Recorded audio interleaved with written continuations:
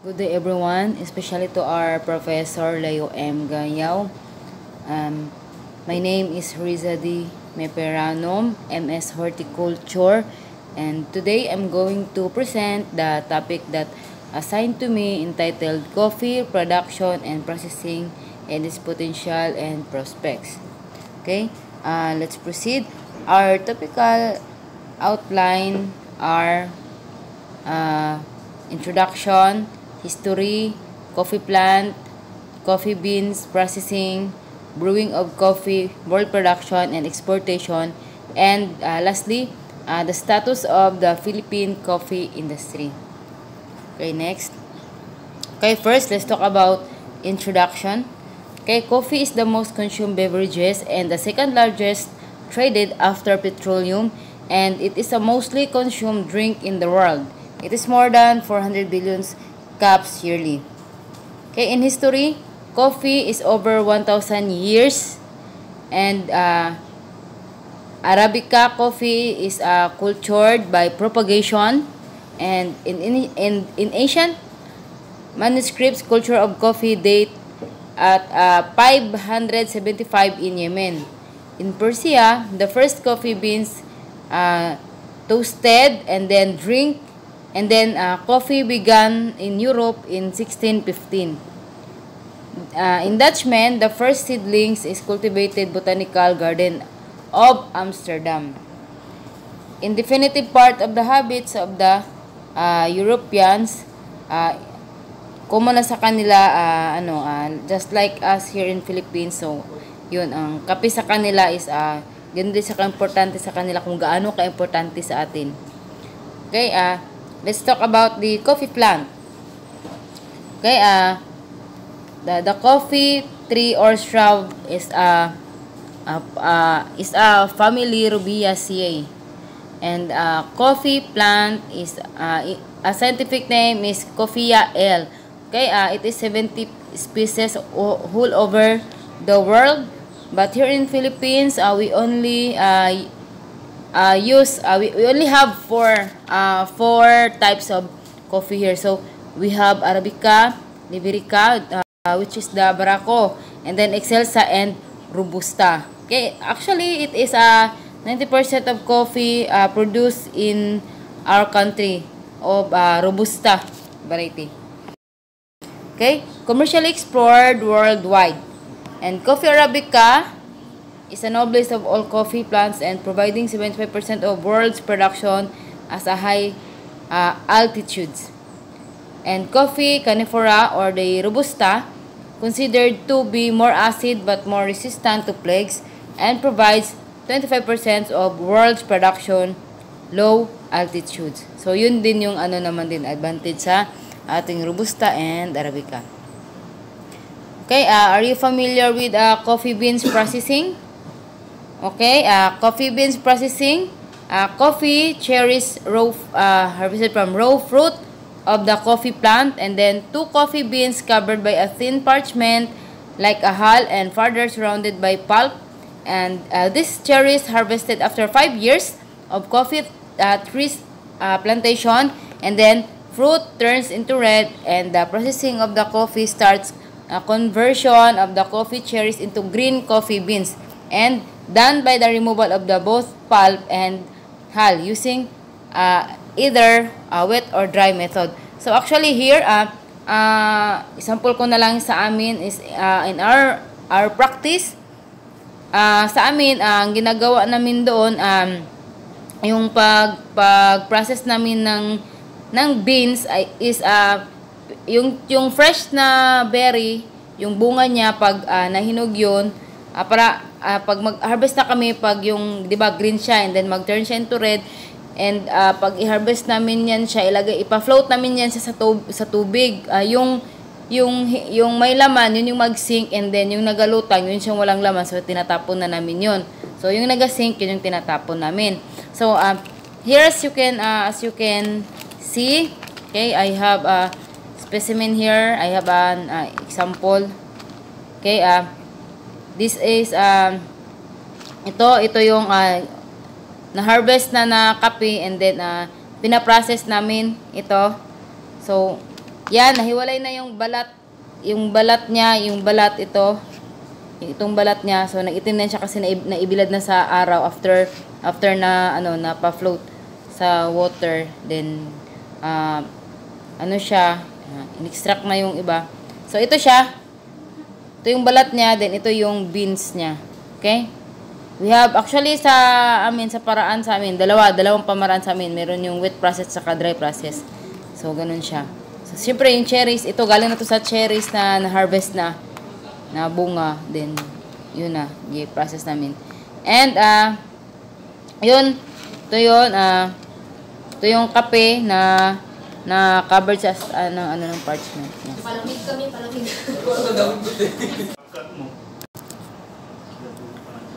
Okay, let's proceed. Okay, okay, this is the cross-section of the coffee cherry. So, as you can see, in the picture sa ating slide, so, that is the part of the beans or the berries. So, the pulp, and the silver skin, the bean, and the parchment, and the skin. So, yan, ito isa sa example ng, ng ating beans. Yan. Ito, beans ito ng beans ito siya ng Liberica or Liberica or di Barako. So yan, kaya siya medyo malaki siya. Yan, compare mo sa ito namang isa is Robusta. Ito Robusta beans, and this is the Barako beans. So next slide. Coffee beans processing. Okay,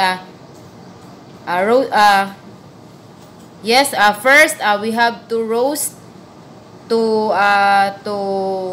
develop the flavor, the aromas, and the color, and affect the quality of the coffee and the excellence of the coffee beverage.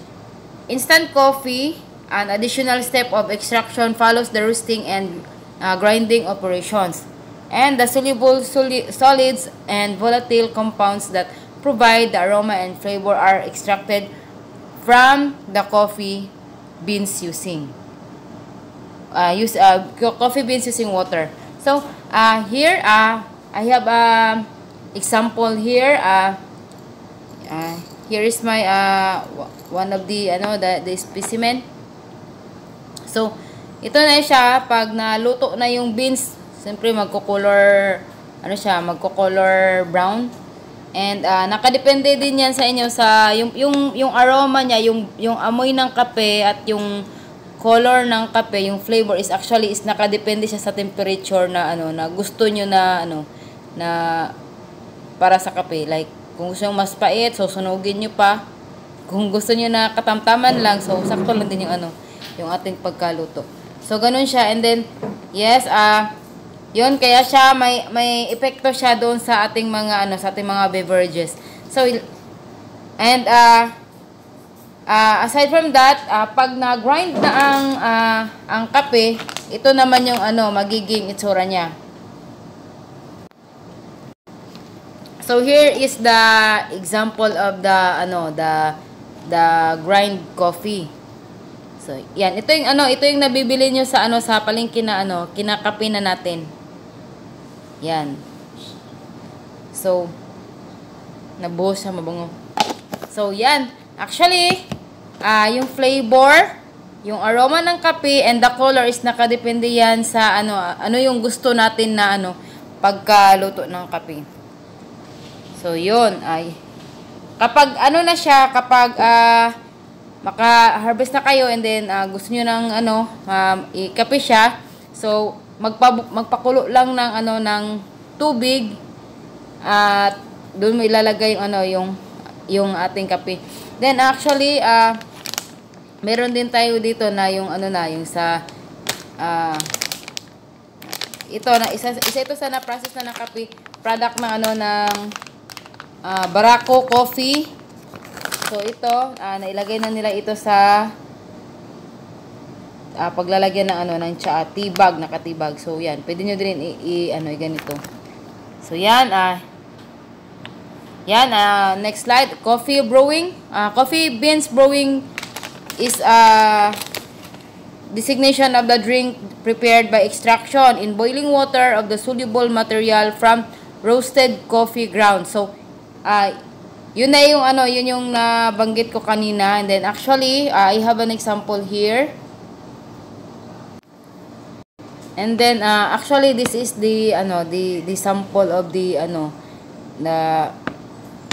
gikan na siya sa sa mainit na siya na tubig, tapos nilagay na namin itong kape. Nilagay ko na itong kape.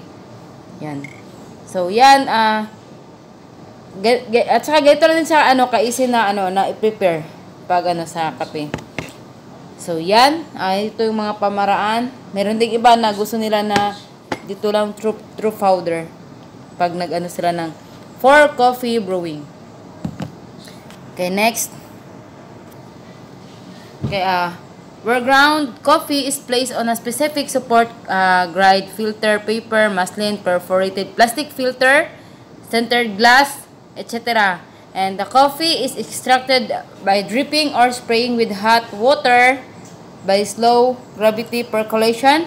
And most coffee machines espresso, like espresso machine, and coffee is extracted using superheated water at least 90 degrees to 5%. I mean 90 degrees to 95 degrees. Okay, and yes, and filtration is accelerated by stem at a pressure of at least 7 to 9 bar for a short time, at least 30 degrees to 35 degrees Celsius. Okay, coffee world production and exportation. Okay, it is grown more 100% from 1950 to 1960. The 10 largest coffee produced is about 80% of the world production. In South America, around 43%, and in Asia, with 24%, and in Central America, it is 18%, and Africa, it is 16%. And in Brazil, Vietnam, Colombia, and Indonesia. So, kahit sila, din sila sa kape. And then, in 2007, we have 124,636,000 bags of 60 kilogram consumed. Okay? And in and we have also 90 million bags of 60 kilogram per year in Brazil. Yan, sa Brazil, that is the leading exportation with a share of 28% of this market. Okay, how about the status of the Philippine coffee industry? Okay, ang status naman ng ating ngayon, ng ating kape ngayon, nag-export tayo ng kape sa ibang countries. Although hindi masyadong kalakasan ng ating kape dito sa atin, pero naglalabas na nag-export pa rin tayo ng kape. And in my latest na na pagkakaalam, ang kape sa atin sa Pilipinas ay nagpo-produce din tayo doon sa sa Switzerland and sa Brazil and sa ibang lugar. And lastly, in 2023, in October, sa aking pagkakaalam, in 2023, in global coffee production, umabot na tayo sa 168.5 million by 60 kilogram bags of that from 2021 to 2022. So bumaba tayo ng about 175.4 million ng 60 kilogram bags noong 2021. So ang majority ng ating kape sa industriya ng Pilipinas is medyo unti-unti siyang bumababa. So okay, here in our overview. Okay, coffee is a brewed drink prepared from roasted seeds. Here, roasted seeds, commonly called coffee beans. They are seed coffee cherries, Once ripe coffee berries are picked, processed, and dried, the seeds are then roasted to varying degrees. Depending on the desired flavor, they are then ground and brewed to create coffee. Coffee can be prepared and presented in a variety of ways. Coffee is the third most popular drink in the world behind water and tea. So, yun, gaya ng pinakita ko kanina.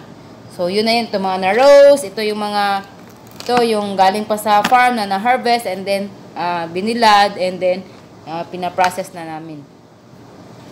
Okay, here our overview. Okay, it is discovered in the northeast region of Ethiopia. The cultivation of coffee first expanded in the Arab world and spread to Italy, then to the rest of Europe, Indonesia, Asia, to the Americas, and Africa. The two most commonly grown are the highly regarded coffee Arabica and the Robusta, form of the harder coffee Canephora. So, yan. Okay, ito yung example natin. Ito yung ating Robusta. Yan, medyo ano siya, mas ano lang siya, mas light lang siya ang kulay niya. And compare naman sa sa Arabica. Ang Arabica is medyo ano siya, medyo dark siya. Medyo dark siya at medyo pabilog siya. Yan, medyo mas malaki lang siya konti sa sa Robusta. Ito naman yung Arabica. Then ito yung Robusta. Yan. Yan. And yan. Medyo malaki lang siya pero same shape. Whereas the Liberica naman is ito. Itong Liberica naman medyo mahaba lang siya. Mas mahaba siya sa mas malaki siya doon sa Robusta and Arabica. Mas mahaba din yung niya, yung bunga. Yun yung pinagkakaiba nila. So next. Okay, did you know that coffee is the second most traded commonly in the whole world? Second to the crude oil. It is produced in Latin America, Southeast Asia, and Africa, and the main consumers are US and Europe. It is estimated that 1.6 billion cups of coffee are consumed worldwide per day. So yan, isa ka ba doon sa mahilig na kape? So isa ka doon sa naga-consume. Okay, so ngayon, ang tanong, bakit ba tayo mag-i-invest ng kape? Okay? Okay, tayo ay napamahal na sa kape as our beverage. Pagkagising natin sa umaga, yan na din yung ating hinahanap. Yan yung unang hinahanap natin, kape. Kasi yan yung nagbibigay ng energy sa atin. Parang energy drink, kumbaga. Kasi pag hindi ka nakakape, aantukin ka. Kaya, yun. So, yan. So, trivia lang konti. Mas mataas ang ng caffeine ng kape na na Robusta. Kasi nasa 60% ito. Kaya, yan, kung gusto nyo ng matagal kayo makatulog, maganda din ang Robusta. Then next, it is good for livelihood, production, and processing. So, example ko na lang doon sa amin. So, meron kaming tinatay na asosasyon ng kape, which is the Socofa. Yun. Mga kape yan siya, asosasyon ng mga farmers na which is may mga sila na may mga kapehan. So, yan, example na lang sa akin. So, kami is consumer kami ng kape. And at the same time, like me, I have my own coffee. So, meron din akong manual ng na processing ng kape. Meron din akong kami nagagaling, then kami din nag-harvest, and then yun, pwede rin naming ibenta or i-consume ng aming family. So, may ganoon din kami. And then, environmental protection. So, example ko na lang sa mga high elevated areas, like sa amin, sa Agco, or kung pamilyar ka sa Mount Apo, nakapunta na ka ng Mount Apo. So, yung area namin is prone siya sa ulan. Palagi nag-uulan, so therefore, nagla-landslide. So, napag-isipan din ng tatay ko before na kape ang itanim, especially sa aking area, kasi na malapit nga sa ilog yung sa akin. At the same time, dun sa medyo unahan is medyo na siya, tawag yan, pa-slope siya, or kung sa amin, bakilid. Medyo bakilid na siya. Yan, pang-pang. So, yun ang ginagawa namin doon. So, instead na magtanim kami ng ibang yan, pag sa bukid, diba, usually gulay, mga ganun tinatanim. So, So doon sa amin tinatanim namin doon sa akin lang na area is kape. Kape ang main na na tinatanim sa akin. Yan para iwas kasi ang lupa sa amin is malambot para hindi siya mag-landslide. So yun, napaka-environmental friendly ng kape, at the same time may protection pa sa ating mamamayan din. And nakakatulong din sa ating livelihood program. And then suitability of the Philippines for growing quality coffee. Yan, kasi nga 'di ba tayo, as we all know that we are living in a tropical area, but nasa tropical area tayo, pero or tropical country, pero maganda yung ideal yung ating mismong place, yung ang ating environment and the climate ng Pilipinas. So kaya siya dito, kahit anong tanim na itanim mo dito is mabuhay talaga siya. Yun. And in 1880, the Philippines was the fourth largest exporter of the coffee beans, supplying America and Europe, until coffee rust hit the country's coffee crop in 1889, reducing coffee production only 1/6 of the peak in just 2 years. Actually, until now, isa kami rin sa nagkakaproblema itong problema sa kape. Yan, isa din kami diyan sa natatamaan kami ng mga farmers, kasi kapag ikaw yung farmer ng kape tapos natamaan din ng coffee rust yung kape mo, malaking problema talaga yan. Yun.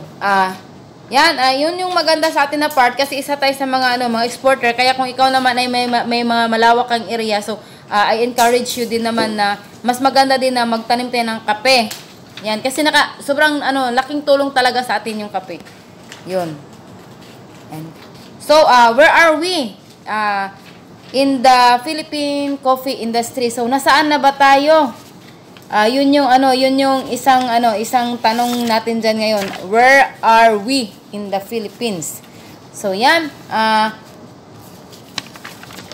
the Philippines is one of the countries that currently producing the 4 varieties of commercially variable, which is the Arabica, the Robusta, and the Liberica, and the Excelsa. So, yun. So, di ba? Nandun na tayo. So, out of 70, so ulitin ko lang, out of the 70 varieties all over the world of the kape, is meron lang tayong 4.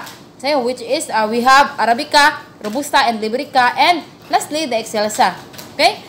And, ito din yung sa statistic na sa pagkakalam ko, sa market forecast, sa pagkakalam ko, the coffee market in the Philippines is projected to grow by 6.81%.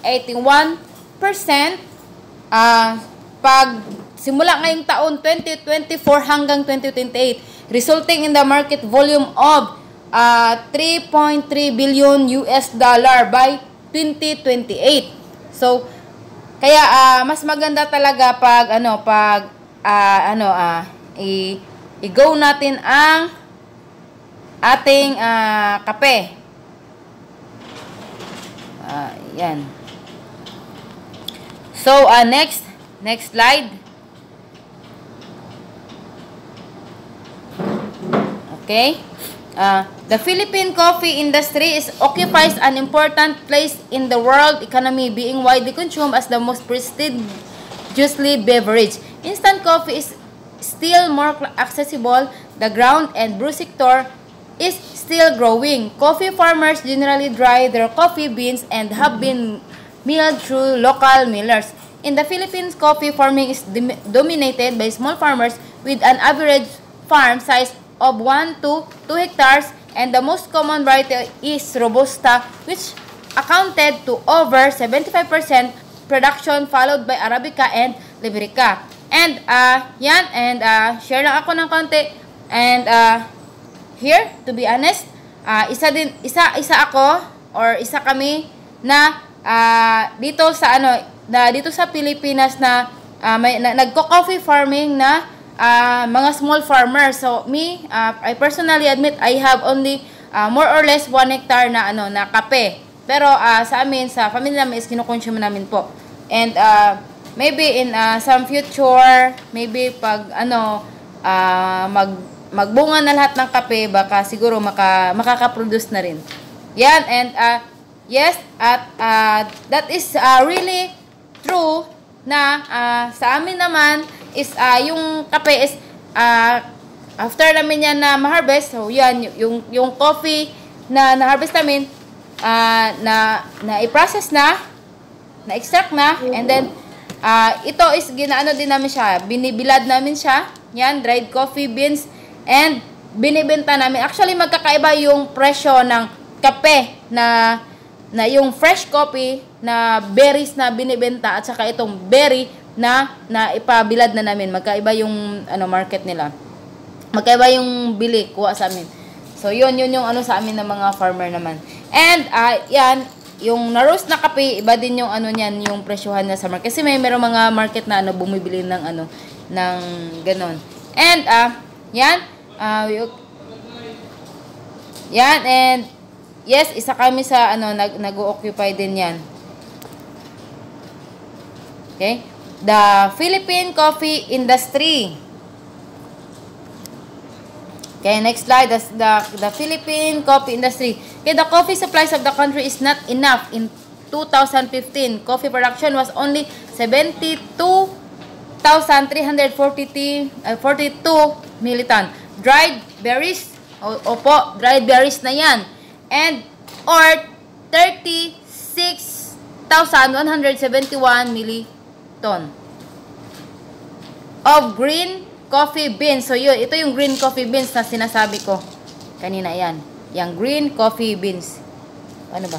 Ito yung green coffee beans. Okay, this was attributed to the cutting and pruning of old trees, the effects of heavy rains and strange winds during fruit development in Sultan Kudarat. There was crop shifting to banana in Davao City, to pineapple in Cavite. Lower production in Batangas was explained by the long dry season during the flowering stage of some coffee trees were also affected by scale insects. Yes, that is really true.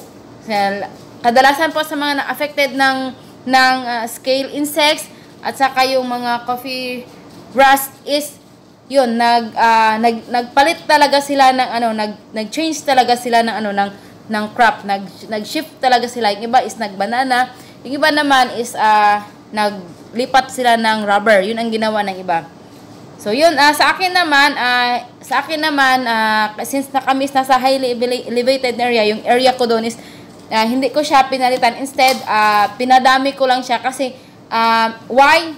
Bakit ko siya mas pinarami yung Robusta? Kasi alam ko and my family is alam namin na wala na masyadong nagtatanim ng Robusta doon sa area namin. So ngayon medyo unti-unti na naman sumisikat yung kape doon sa amin, pero kami lang yung naiiba na doon kasi kami is nandun pa rin kami sa sa Robusta.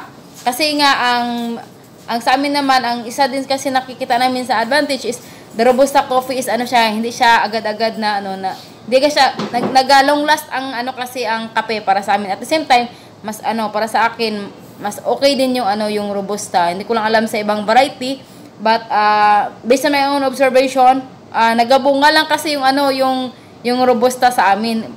But maybe it's because sa amin kasi highly elevated, palaging okay din naman kasi yung klima sa amin. Minsan umuulan, minsan umiinit. Okay din naman kasi sa amin. Kaya siguro kahit hindi season ng kape, yung kape dun sa amin, may time talaga na nagabunga siya. Kahit hindi season na tigbunga ng kape. And here in area planted accounted to 113,738 hectares with Sock Sargent as the highest with 26,731 hectares. So ayan, isa kami doon sa nagtatanim ng hektarya din na kape. Kaya I encourage everyone na kung may malawak naman kayong area, at least the best talaga pag mayroon kang sariling puno ng kape.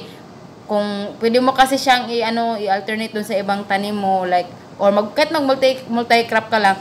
Kasi at least kung halimbawa magmahal ang season ng kape or 'di ba, syempre lalo na kagaya sa amin na malalayo sa syudad, layo man mi sa city, so namin sa bukid, so we only nag-harvest lang kami sa aming farm para may makape kami. So yun, actually this is fresh. Actually this variety is came from my own farm sa sa aming bukid. Yan, and coffee production by variety. The total production volume decreasing by an average of 3.9% year by variety decrease is Arabica, and 1.68% Excelsa, 6.4% and Liberica, 4.41%, and Robusta is 4.25%. Yan. So yan, paunti-unti siyang pababa siya ng pababa yung kung makita niyo naman sa dito sa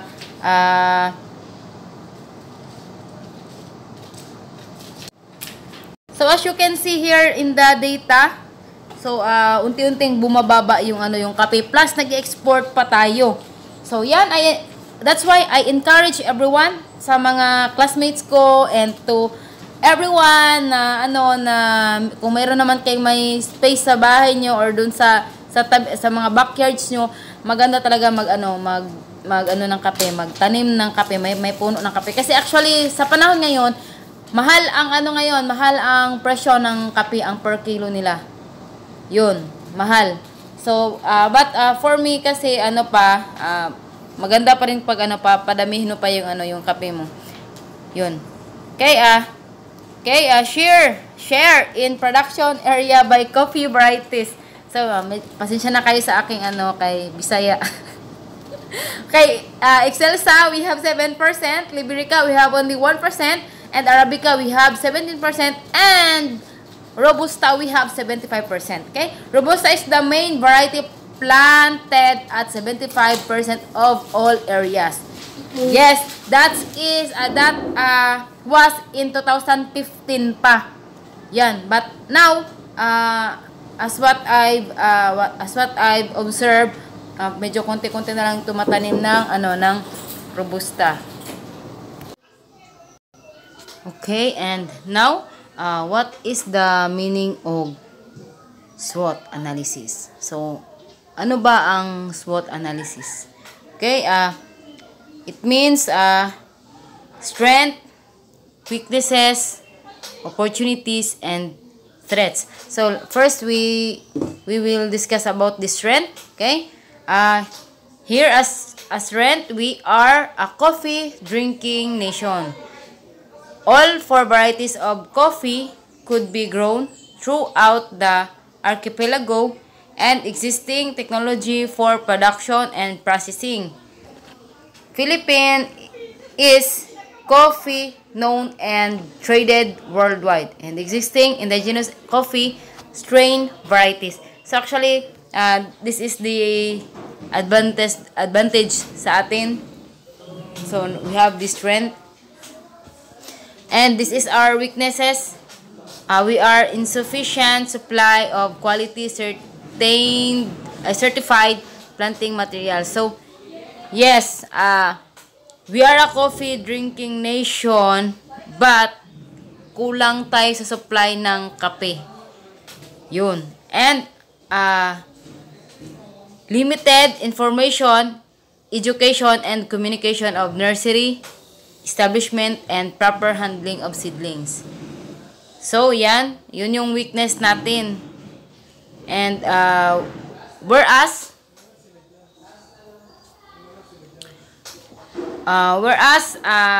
in some opportunities, meron din tayong availability of improved production and processing technologies, availability of potential areas for expansion, growing market for specialty coffee. So yun din naman yung opportunity na sa atin. And then the threats, okay? We have the erratic agroclimatic conditions, climate change, yun yung threats na isa sa atin. And then small farmers lack access to quality and affordable planting material. Yes, yun din yung isa sa natin, sa nakakabahala sa atin. And then fluctuating coffee prices in the international market. Yes, that is the realidad din. And then yan, example ko na lang sa amin. Yan din yung ano namin na kinababahala namin. Kaya nga kami, kahit ako mismo na may tanim na ko na kape, dahil nga doon sa nagpa-fluctuate yung presyo, so mas mabuti pa na kami na lang mag-consume ng ng aming kape. Kami na lang. Kasi nga minsan mura lang yung kuha sa amin, tapos yung siyempre yung effort mo, yung pagod mo, yung gasto pa sa abono. So kaya yun din yung isang problema. And then yan, isa sa strength din naman natin, existing Philippine coffee is known and traded worldwide. Yun din yung isang strength natin. And then ang weakness naman din natin is inadequate post-harvest facilities. So wala tayong dryers and millers na maganda na para na magamit. So yun nga, kasi nga mahina tayo sa technology, mababa. And ang opportunity din naman natin dito is increasing number of coffee processors demanding quality raw and material. So yun din nakakaganda na opportunity sa atin, kasi nga dahil nga wala naman dryers and then millers, so umaangat din naman yung yung mga dumadami din yung mga tao na nagpa-process ng ng mga kape na yung mga galing sa raw material, tulad ng pinakita ko kanina.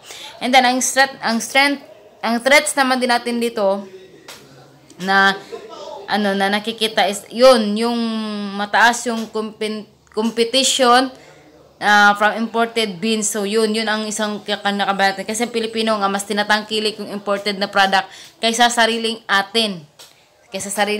produkto ng Pilipinas. Yun yung isa sa sa atin problema naman. And then isa naman din sa strength natin yung existing indigenous coffee strain varieties. So yun, marami naman din tayong ganun. Kagaya na lang ng Robusta, yan. Meron pa tayo nag-exist niyan. And ito ang weakness naman din natin is weak linkage between buyers and suppliers. Yan, totoo. Kahit pa ikaw is may tanim ka, pero hindi mo naman alam kung sino yung buyer mo at sino din naman yung supplier. Yun yung isa din sa kasi isa din kami diyan sa na problema.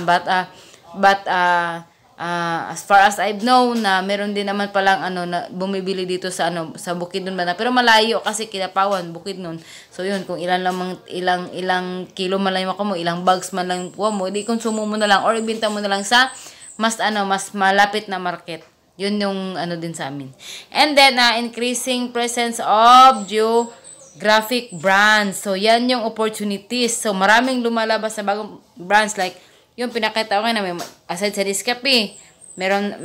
Nescafe, merong mga Barako, merong mga Apo Brew, yun mga brand ng kape. And then ang problema naman dito, ang threats natin is yung land conversion.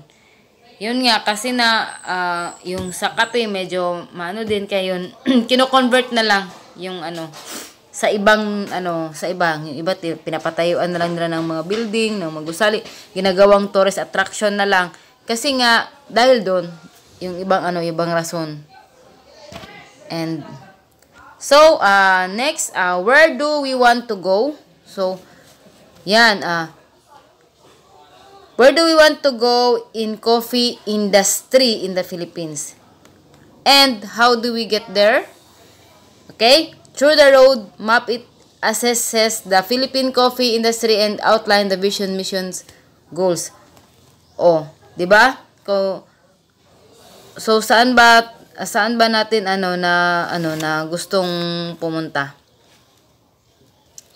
And here, and where is the best place to grow coffee in the Philippines? So yan, isa din sa ko dyan is maganda din talaga dito sa Mindanao, the Southern Philippines, na stands as a prime source of quality coffee, especially in Mindanao. The region is home to Robusta, Excelsa, and Arabica coffee, benefits from the ideal soil and climate conditions. Who is the target market of the coffee in the Philippines? So tayo, tayo din yung yung isang market ng kape. At least mga 18 above, yan. And the Philippine offers consumer target market of rising disposable incomes and an expanding proportion of young adults is nasa 20 to 39-year-olds and offering a coffee majors a market where growth can be sustainable over the medium term and beyond since November 6, 2020. Yes. And here, what is the leading coffee of the leading coffee shop of the Philippines? Isa sa mga pagkakaalam nyo na mga black scoop na mga kape. Okay, nangunguna dyan ang Starbucks, di ba? No. The biggest coffee company in the Philippines is Starbucks. Yes. And ito pa, ano ba yung top producing ng region ng kape sa Pilipinas? Okay, isa dito ang the southernmost part of the Philippines has become one of the prime sources of the quality coffee. Aside from the being a major of producer, the bulk of production is in the southern island of Mindanao with 64% of the total land area and 69% of total number of fruit-bearing trees from a total national production. So yun yung So yun. Where do we want to go again? Okay? Support programs for the Philippine coffee. So dapat susuportahan natin ang programa ng Philippine coffee. Okay? Here we go. Area expansion program. Okay, provision of quality planting materials and establishment, maintenance and rehabilitation of coffee nurseries. So as you can see, suportahan natin ang may mga kape na na mga nurseries. Kasi yan for our production din naman. Yan mas maganda din na mag-expand pa tayo ng mga mag-expand tayo ng kapihan. Yan actually malaki ang pera sa sa kape kasi kung sa per kilo nasa pagkakalam ko ang kilo ngayon yung powder na pinakita ko kanina ang price noon kasi kaka-inquire ko lang sa isang asosasyon doon sa amin, in-export nila yon. Philippine price pure coffee, Arabica yun at saka Liberica. Ang isang kilo nila is nasa pesos and then merong 1,500 pure coffee yun. Kasi nakikita natin sa market ngayon is actually may halo na yan. Pero yung mga pure na kape talaga, ganun ang nila ang presyohan. So yun, suportahan natin yung mga may mga ito, area of expansion program na may mga establishment and maintenance of clonal garden. Yan, suportahan natin yan at maganda din na tayo mismo i-practice na natin yan para din naman may mapakinabangan din naman natin. And then, itong market support. Yan, access to network of buyers through conduct of market studies, research activities, market reconnaissance, benchmarking, value chain analysis, market-related events conducted and participated local and international. So, yun, as you can see, yan, mga nag-export na ng mga Arabica, yan, marami na. Sa Cordillera, nag-produce na sila. Sample na lang natin ng Benguet. Yun, nag-produce din sila ng kape. And here naman sa Mindanao, sa pagkakaalam ko, meron sa Bukidnon. Nakalimutan ko na anong pangalan ng association nila. And sa amin, ang Socofa na pinatayo ng PNOC EDC or ng mismong EDC thermal plant kaya na livelihood program nila sa mga tao dun sa amin for community, kape, yung main na nila. At yung product naman na doon is Liberica at saka Arabica yun. Ang nalang kape nila, ang brand is Apo Brew. Yun. Ng Socofa Association. Yan. And extension support, conduct of trainings. Okay, training of trainers, package of technology gap and info and advocacy, IEC, materials, radio, and TV plugs, info, caravan. So yan yan naman yung ginagawa ng example natin gobyerno ngayon na tumutulong sa mga farmers, DA. Yan. So isa sila sa tumutulong sa mga mga farmers or sa ating sa nation, mga ating mamamayan na makapag sila ng kape din. Kaya yan, meron tayong mga training na tulad nito ay easy materials, radio, nasa TV, and lahat ng mga information na yung mga training binibigay na nila. So yun, para sa akin na naman na sa inyo, kung gusto din natin na matuto tayo, so feel free po na mag-attend tayo sa mga training na kinakandak nila. And then extension support kay conduct of technology demonstration to address the proper management of old coffee trees. So here, yes, as you can see, okay, we have the extension support na ngayon, which is conduct of technology demonstration to address the proper management of coffee trees rejuvenation and rehabilitation. So yan ginagawa nila, nililinisan na yung area at nagpaparami na sila ng kape.